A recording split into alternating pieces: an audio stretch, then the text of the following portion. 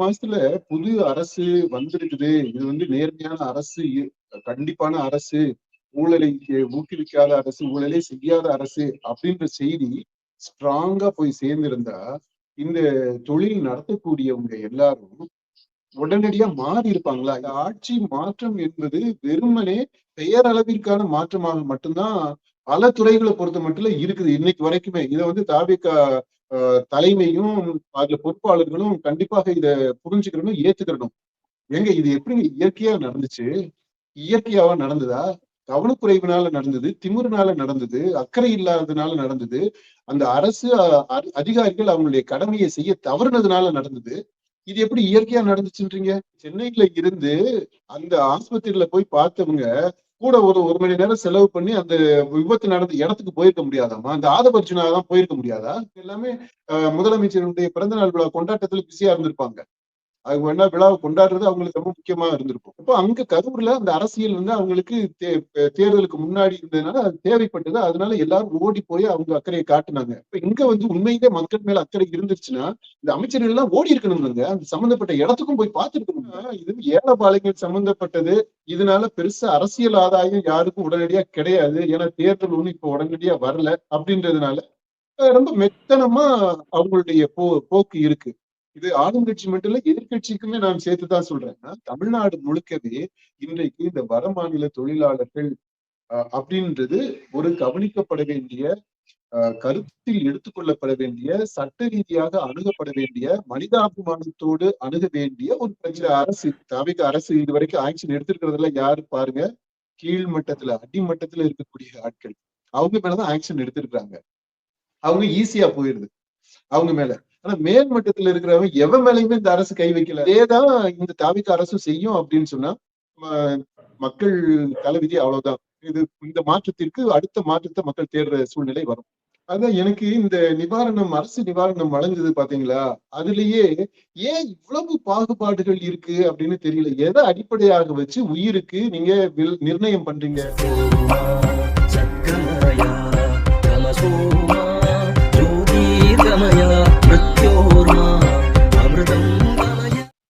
திருவள்ளூர் மாவட்டம் கன்னிகைப்பேரிங்கிற ஒரு கிராமத்துல கடல் உணவு பதப்படுத்தும் தொழிற்சாலையில அமோனியா வாயு கசிவு ஏற்பட்டு ஏராளமான தொழிலாளர்கள் பாதிக்கப்பட்டிருக்கிறாங்க. அதுல 3 பெண்கள் உட்பட 2 பேர் பரிதாபமா உயிரிழந்திருக்காங்க. இந்த சம்பவம் ரொம்பவே சோகத்தை ஏற்படுத்தி இருக்குது. இது போல சம்பவங்கள் அங்கங்க நடந்துட்டு தான் இருக்குது. பிரச்சனைகள் நடந்த பிறகுதான் நடவடிக்கை அப்படிங்கறது ஒரு விஷயத்த பார்க்க முடியுது. இப்போ இந்த சம்பவம் நடந்ததுங்கிறது ரொம்பவே ஒரு துயரமான சம்பவம். குறிப்பாக வட இந்தியர்கள் இதுல நிறைய பேர் பாதிக்கப்பட்டிருக்கிறாங்க. இந்த விஷயத்தை பத்தி நம்ம பேசிடலாம்ப்பா. முதல்ல இந்த சம்பவம் நடந்ததுங்கிறது ஒரு தொழிற்சாலையில நடந்திருக்குது. அது குறிப்பா ஞாயிற்றுக்கிழமை விடுமுறை நாட்களிலும் அங்க பெண்கள் எல்லாருமே பணியாற்றிருக்கிறாங்க. இந்த நிலையில தான் இந்த வாயு கசிவு ஏற்பட்டு அங்க இவ்வளவு பேர் பாதிக்கப்பட்டிருக்கிறாங்க. இந்த தொழிற்சாலைகள் உரிய பாதுகாப்பு நடவடிக்கைகளா எடுக்காததா இது போன்ற காரணங்களுக்கு ஒரு சம்பவமா நடக்குதாப்பா? ஆமா, இது அது ஒரு ஞாயிற்றுக்கிழமை நடந்திருக்குது. அவ்வளவு பேர் 200-300 தொழிலாளர்கள் அங்க இருந்திருக்கிறாங்க. அதில் 100க்கும் மேற்பட்டவங்க பாதிக்கப்பட்டிருக்கிறாங்க இந்த வாயு லீக்குனால. அதுல 5 பேர் இதுவரைக்கும் 5 பேர் இறந்திருக்கிறாங்க. ரொம்ப சீரியஸா சென்னையில மருத்துவமனைகள்ல, அரசு மருத்துவமனைகள்ல சென்னையில அட்மிட் ஆயிருக்கிறாங்க. இன்னும் கொஞ்சம் பேரு அந்த பக்கத்துல இருக்கக்கூடிய மருத்துவமனைகள்ல அட்மிட் ஆயிருக்கிறாங்க. இது ஒண்ணு ஞாயிற்றுக்கிழமைன்றது அப்போ அந்த வார விடுமுறை அப்படின்றது மாதிரி எதுவும் இருக்குதா, இல்ல ஷிஃப்ட் பேசிஸ்ல போட்டு இது பண்றாங்களா? வழக்கமா அது மாதிரி இருக்கும். விடுமுறைன்னு ஒரு நாள் மொத்தமா ஃபேக்டரியை க்ளோஸ் பண்ண மாட்டாங்க, ஆனா ஷிஃப்ட்ல இருக்கும். ஆனா இது நெறிப்படுத்துறது யாரு, அதை சூப்பர்வைஸ் பண்றது யாரு அப்படின்ற அந்த கேள்விகள் இருக்கு. இப்ப என்ன பாயிண்ட்னா, மாற்றத்தை கொண்டு வருவதற்காக வந்த அரசு தான் தாவிக அரசு. இப்போ அவங்க ஆட்சிக்கு ஏறத்தாழ 1.5 மாசத்துக்கு மேல ஆகி போயிடுச்சு. இப்ப இந்த 1.5 மாசத்துல புது அரசு வந்திருக்குது. இது நேர்மையான அரசு, கண்டிப்பான அரசு, ஊழலை ஊக்குவிக்காத அரசு, ஊழலே செய்யாத அரசு அப்படின்ற செய்தி ஸ்ட்ராங்கா போய் சேர்ந்திருந்தா இந்த தொழில் நடத்தக்கூடியவங்க எல்லாரும் உடனடியா மாறி இருப்பாங்களா? இதுக்கு முன்னாடி அவங்களுடைய அந்த ஸ்டைல் ஆஃப் இது வியாபாரம் பண்றது, உற்பத்தி செய்யறதுன்றது ஒரு மாதிரி இருந்தாலும், இப்போ அந்த ஃபேக்டரிய தொழில் கூடங்களை நடத்துறது உடனடியா மாறி இருக்குமா? பயத்திலேயே மாறி இருப்பாங்களா? அப்படி ஏன் மாறல? இந்த கான்கிரீட்டா இந்த ஒரு விஷயத்தை எடுத்துக்கிறோமே, இந்த மீனை உற்பத்தி செய்யக்கூடிய இந்த தொழில் கூடம் இது ஏன் மாறல? அவங்களுக்கு எங்க இருந்து அந்த துணிச்சல் வந்தது? இப்போ போதிய பாதுகாப்பு நடவடிக்கைகள் எடுக்காம இருக்கிறாங்க அப்படின்னா, இந்த அதிகாரிகள் ஆட்சி மாறிடுச்சு, தலைமை மாறிடுச்சு, அதனுடைய கொள்கைகள் எல்லாமே மாறுது, அணுகுமுறை மாறிடுச்சு அப்படின்னு பெருசா நம்ம சொல்றோம். அவங்க சொல்லிக்கிட்டு இருக்கிறாங்க. தவிக அரசு அதான் சொல்லிக்கிட்டே இருக்கு திரும்ப திரும்ப. ஆனா அந்த அரசு அதிகாரிகள் மாறி இருந்தாங்க அப்படின்னா ஒழுங்கா இன்ஸ்பெக்ஷன் பண்ணிருப்பாங்களா? அது 1.5 மாசம் இருந்தது இல்லையா? பண்ணிருக்கணும் இல்லையா? இப்ப என்ன ஆயிருக்கும்னா, அதுக்கு முன்னாடி எல்லாம் மாசம் மாசம் மாமூல் மாதிரி ஏதாவது கொடுத்திருப்பாங்க அந்த அதிகாரிகளுக்கு. மாசம் மாசம் கொடுக்குறாங்க. ஏன்னா காவல்துறை சம்பந்தப்பட்ட நமக்கு கேள்விப்பட்ட விஷயங்கள் தான்.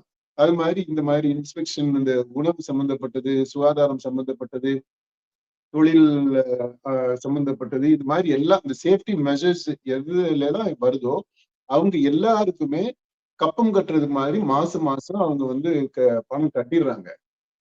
அதனால அவங்க என்ன பண்ண முடியுமோ அதை அவங்க பண்ணிட்டே இருப்பாங்க. அந்த தொழில் சம்பந்தப்பட்டவங்க, அந்த தொழில் அதிபர்கள் அதை செஞ்சுட்டு இருப்பாங்க. இவங்களுக்கு அதிகாரிகளுக்கு அந்த பணம் வந்தா போதும் அப்படின்ற அளவுலதான் நடந்துகிட்டு இருக்கு. இது வரைக்கும் இருந்தது. இப்போ தாவேக ஆட்சிக்கு வந்த பிற்பாடும் இந்த 1.5 மாசத்துல அந்த அணுகுமுறை மாறல அப்படின்னு தானே அர்த்தம். அது மாறி இருந்தது அப்படின்னா இந்த அதிகாரிகள் பயந்து லஞ்சம் வாங்காம அந்த மாமூல் வாங்குறதை நிறுத்தி இருந்தாங்கன்னா, ஒண்ணு அந்த தொழிற்சாலைகள் இருக்கிறவங்க மாறி இருக்கணும், இல்ல இந்த அதிகாரிகள் போய் அவங்க மேல கேஸ் போட்டிருக்கணும், அவங்கள புடிச்சிருக்கணும். ரெண்டுமே நடக்கல. இப்ப நடந்தது விபத்து. விபத்துனாலும் அதுல பாதிக்கப்பட்டவங்க எல்லாம் பாருங்க சாதாரண அப்ராணி ஜனங்க.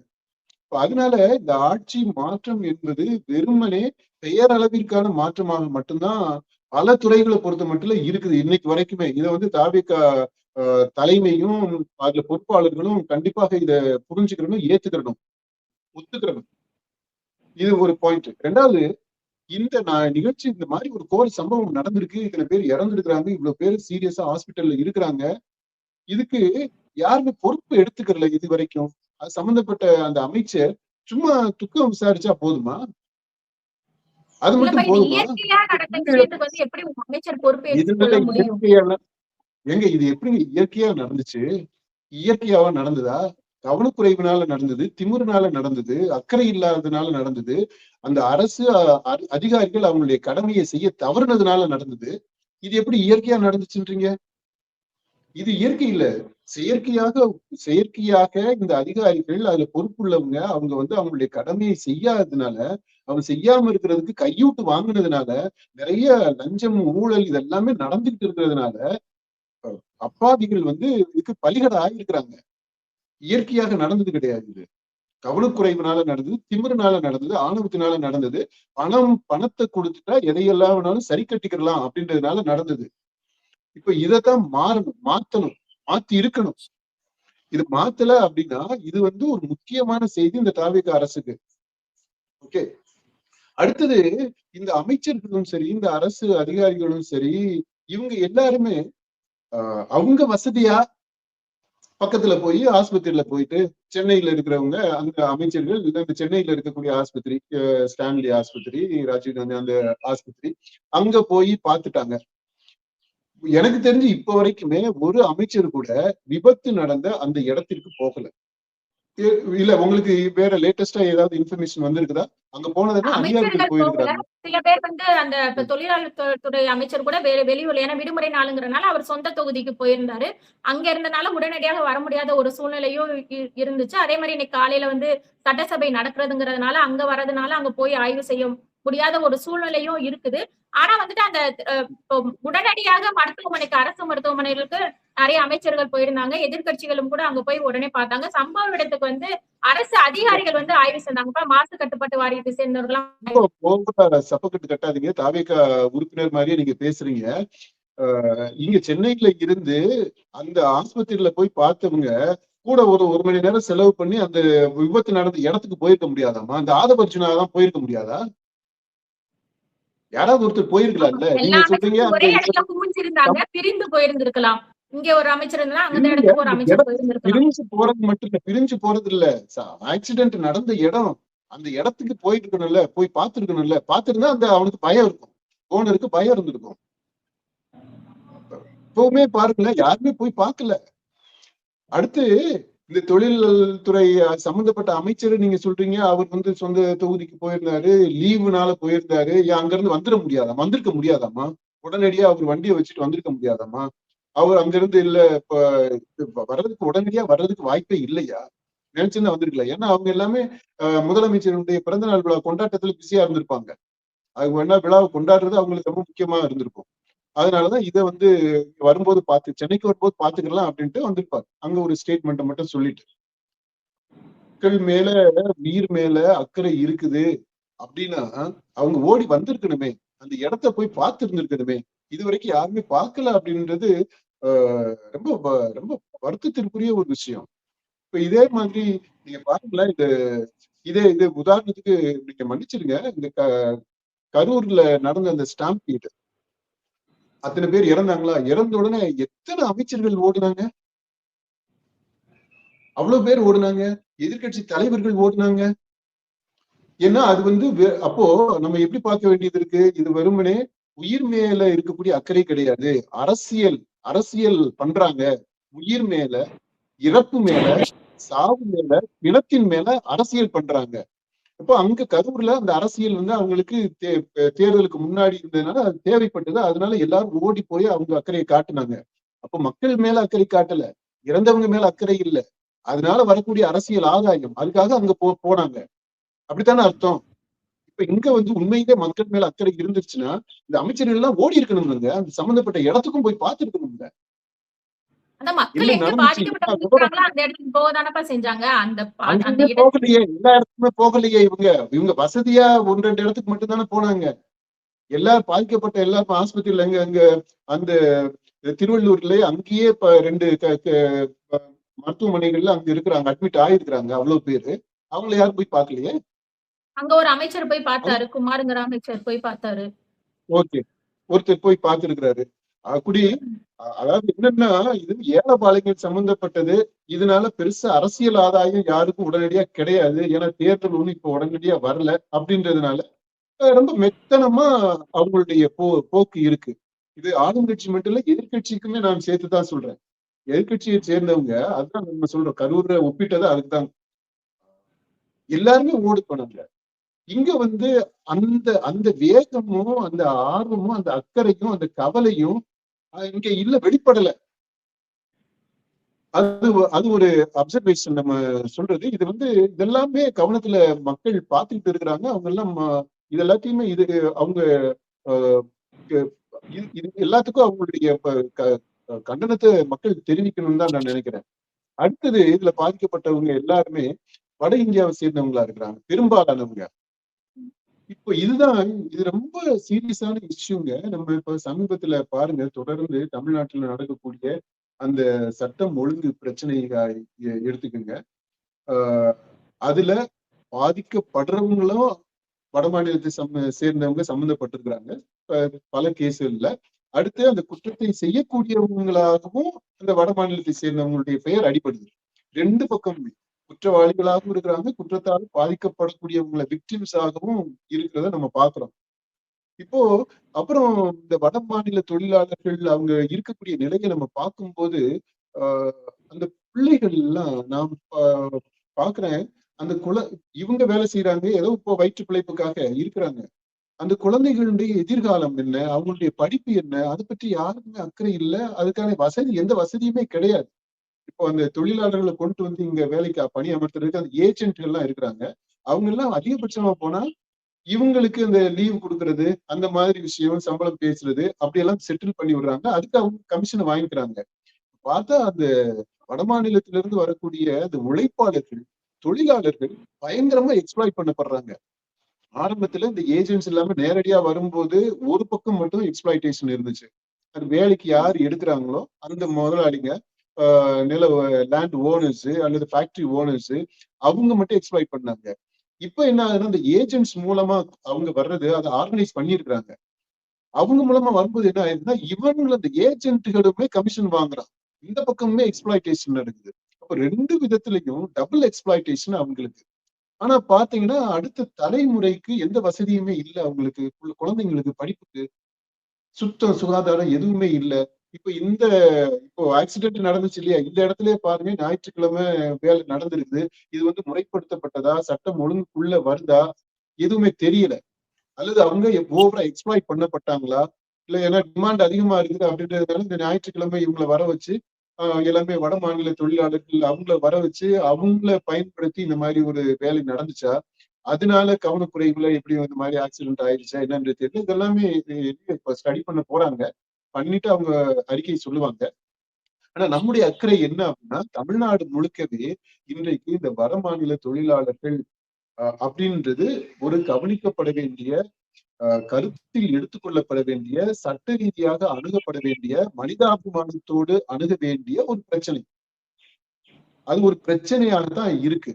அடுத்து அரசியல் ரீதியாகவுமே அந்த இம்ப்ளிகேஷன்ஸ் என்ன அப்படின்றத நம்ம தேர்தல் காலத்துல பிரச்சாரம் பண்ணும்போது பார்த்தோம்.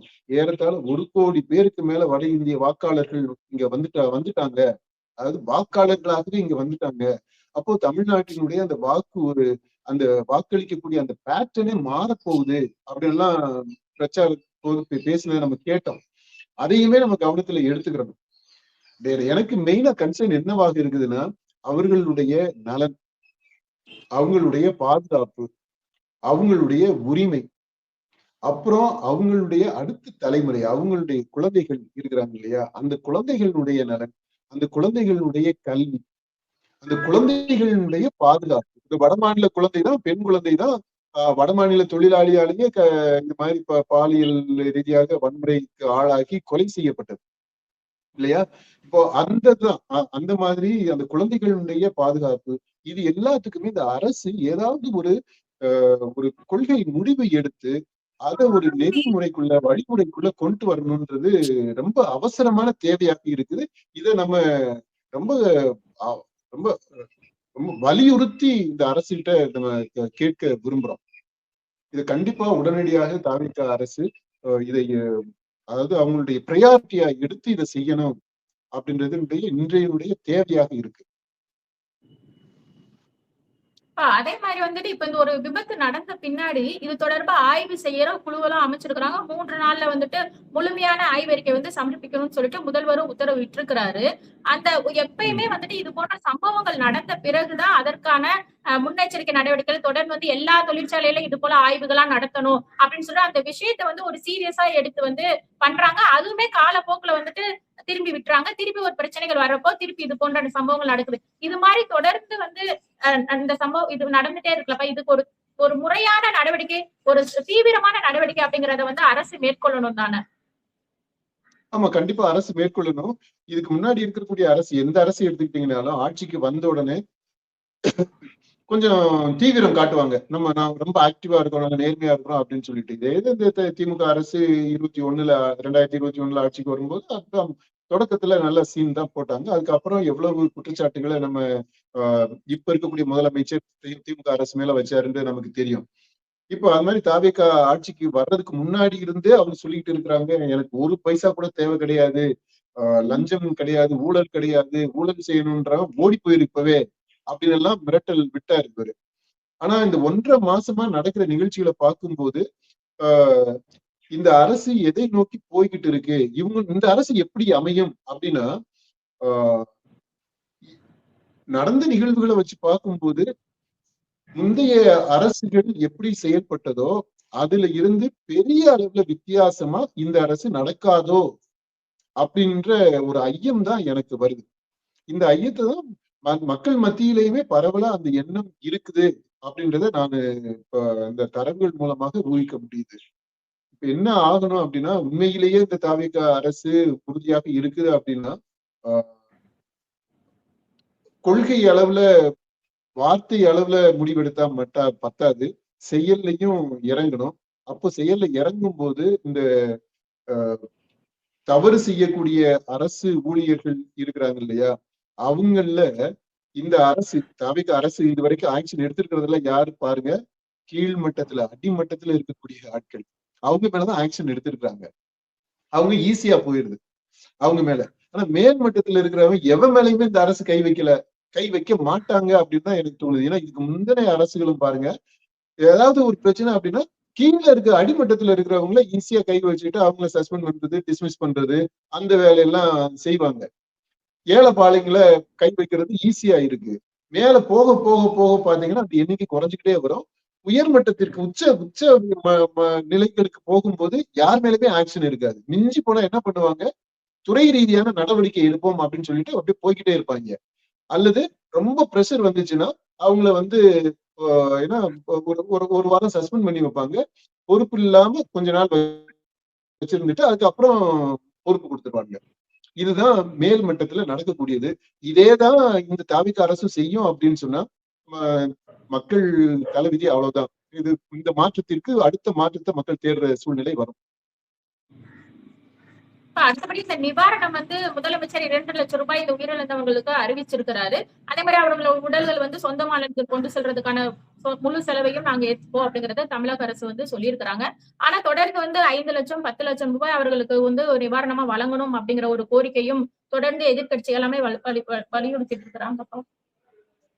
அதான் எனக்கு இந்த நிவாரணம், அரசு நிவாரணம் வழங்குது பாத்தீங்களா, அதுலயே ஏன் இவ்வளவு பாகுபாடுகள் இருக்கு அப்படின்னு தெரியல. எதை அடிப்படையாக வச்சு உயிருக்கு நீங்க நிர்ணயம் பண்றீங்க?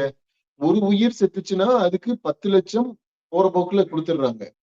20 லட்சம்ட்டு சம்பந்தப்பட்ட கட்சிகள் கொடுக்குறாங்க. இப்ப கரூர் விஷயத்திலேயே அரசு 10 லட்சம், தாவேகா சார்பா விஜய் அப்போ தாவேகா தலைவரா இருந்தார், அவர் 20 லட்சம், மத்திய அரசு பணம், அப்புறம் எல்லா கட்சிகளுமே, விடுதலை சிறுத்தைகள், மக்கள் நீதி மையம், அப்படி இப்படின்ட்டு எல்லாருமே காசு கொடுக்காத ஆட்களே கிடையாது.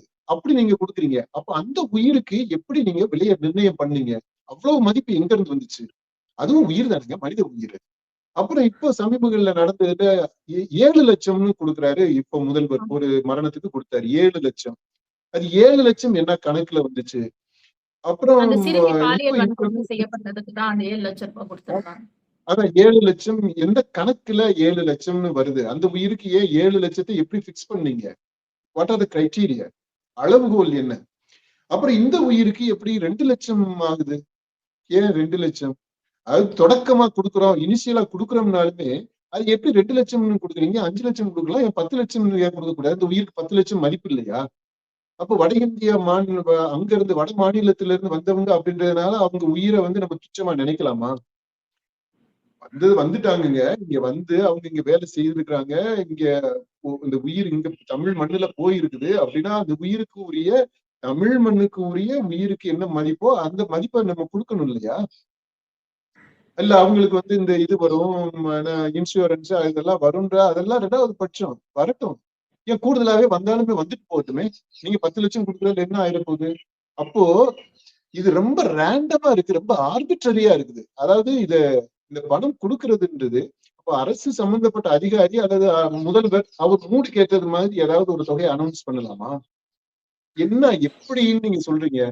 கோர்ட் என்ன வழிமுறையா நீங்க சொல்லி இருக்கு? அது ஏதாவது ஒண்ணு பிக்ஸ்டா இருக்குதா? கைட்லைன்ஸ் இருக்கா? கிரைட்டீரியா இருக்கா? சட்டத்திட்டம்னு இருக்கா? ஒழுங்கு இருக்கா? அப்படி இருந்துச்சுன்னா ஏன் எல்லா உயிருக்கும் ஒரே மாதிரி மதிப்பு இல்லை? மனித உயிர், மனித உயிர், எல்லா உயிருமே சமம். அது எந்த மாதிரியான இதுல போயிருக்குது வந்திருக்குதுன்றது கிடையாது. உயிரில வந்து நம்ம அதுல ஹையரார்கி எல்லாம் பார்க்க கூடாது. அதுல உயர்வு தாழ்வுன்றதெல்லாம் பிரிவினைகள் எல்லாம் அங்க வரக்கூடாதுன்னு தான் நான் நினைக்கிறேன். அது நம்ம ரொம்ப ஸ்ட்ராங்கா இதையும் நம்ம வலியுறுத்துவோம். ஏன்னா தாவேகா அரசு புதுசா வந்திருக்குது, அவங்க இதெல்லாம் கவனத்துக்கு எடுத்துக்கிடுவாங்க அப்படின்ற அந்த நம்பிக்கையில தான் நம்ம இந்த இதெல்லாம் பரிந்துரைகளா நம்ம சொல்றோம்.